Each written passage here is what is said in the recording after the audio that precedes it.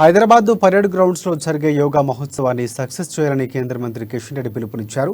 మోదీ ప్రధానిగా బాధ్యతలు చేపట్టిన తర్వాత భారతీయ వారసత్వ సంపద అయిన యోగాను విశ్వవ్యాప్తం చేశారని, మతాలతో సంబంధం లేకుండా అంతర్జాతీయంగా అన్ని దేశాల యోగా చేస్తున్నారని చెప్పారు.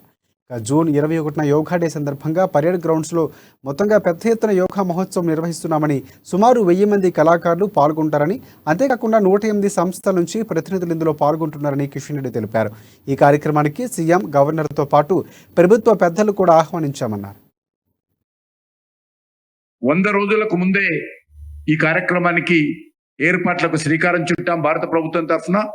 దానికి ఢిల్లీలో 100 రోజుల ముందు ఒక కార్యక్రమం చేశాము.